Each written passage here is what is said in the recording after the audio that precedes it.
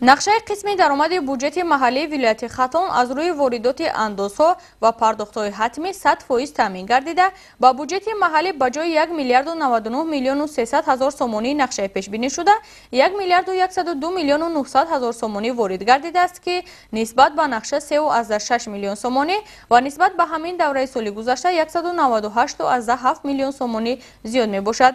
Мавриди зикр аст, ки қисми хароҷоти буҷети маҳаллии вилояти Хатлон вобаста ба воридоти аслии даромади буҷети маҳаллӣ ба роҳ монда шуда, дар давраи ҳисоботи бо назардошти маблағҳои мақсадноки буҷети ҷумҳуриявӣ ба маблағи 1 миллиарду 810 миллиону 200 ҳазор сомонӣ равона карда шудааст, ки 96% ё ин ки нисбати нақша 74 миллион сомонӣ кам маблағ гузорӣ гардидааст. вобаста ба рушди соҳа, иҷроиши қисми даромади буҷети давлатӣ ва кам кардани бақияпулиҳо ҳамкорамон Марҳабо Рамазонзода бо мутахассиси соҳа суҳбат менамояд. ташаккур ҳамкорони азиз.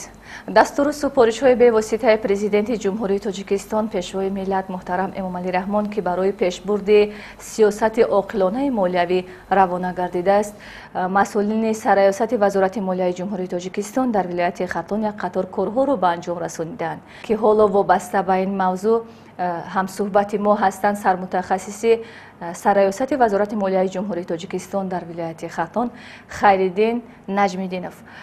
дар 5 моҳи соли ҷорӣ нақшаи қисми даромади буҷети маҳаллӣ чанд фоиз иҷро гардид? طبق маълумотҳо дар 5 моҳи соли ҷорӣ нақшаи қисми даромади буҷети маҳаллии вилояти Хатлон аз ҳисоби даромадҳои худӣ 100% таъмин гардида, ба буҷети маҳаллии вилояти Хатлон 1 миллиарду 103 миллион сомонӣ маблағҳо ворид гардид, ки нисбат ба нақша 3,6 миллион сомонӣ ва нисбат ба ҳамин давраи соли гузашта 198,7 миллион сомонӣ маблағҳо зиёд мебошад. дар баробари ин нақшаи андозҳо дар ноҳияи Ёвон 19%, 37 миллион сомонӣ, дар шаҳри Левакан 17%, 6,7 миллион сомонӣ ва дар шаҳри Норак 1%, 328 ҳазор сомонӣ таъмин нагардид.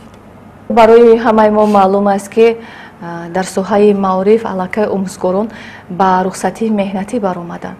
ҳоло мехоҳам дар бораи рухсатпулии омӯзгорон суҳбат дошта бошем.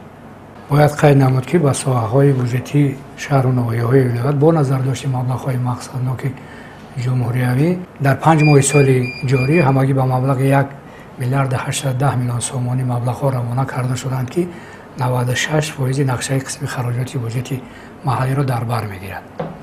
лозим ба ёдоварист, ки пардохти музди меҳнати кормандони соҳаҳои буҷетӣ ҳамарӯза таҳти назорати доимии раиси вилояти Хатлон ва сароясати молияи вилоят қарор дорад ва дар мадди аввал маблағҳои воридгардида барои пардохти музди меҳнат ва фонди нафақа равона карда мешавад.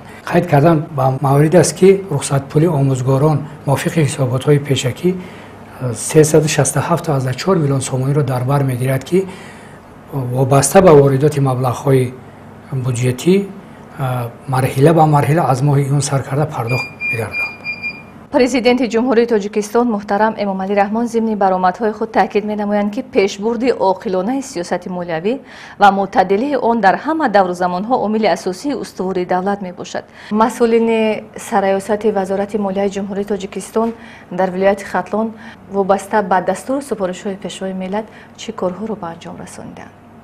вобаста ба иҷрои дастури супоришҳои асосгузори сулҳу ваҳдати миллӣ пешвои миллат президенти ҷумҳурии Тоҷикистон муҳтарам Эмомалӣ Раҳмон, раиси вилояти Хатлон нақшаи қисми даромади буҷети вилояти Хатлон сол ба сол афзоиш ёфта истодааст. агар мо дар соли 2023 нақшаи қисми даромади буҷети вилояти Хатлон 1 миллиард 910 миллион сомониро ташкил менамуд, ин нишондиҳанда дар соли 2024 ба 2 миллиард 220 миллион сомонӣ расонда шуд ва дар соли 2025 бошад ба 2 миллиард 700 миллион сомонӣ расонда шудааст, ки нисбат ба солҳои пеш 315 миллион 480 миллион зиёд мебошад.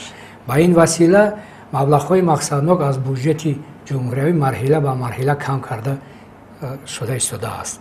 вобаста ба ин қисми хароҷоти буҷети вилоят низ таҷриан зиёд гардида, агар дар соли 2024 ба 3 миллиард 315 миллион сомониро ташкил мекард ва дар соли 2025 бошад, ин нишондиҳанда ба 4 میلیارد 500 میلیون سومونی رسانده شده است که 1 میلیارد 200 میلیون سومونی نسبت به سال 2024 زیاد میباشد.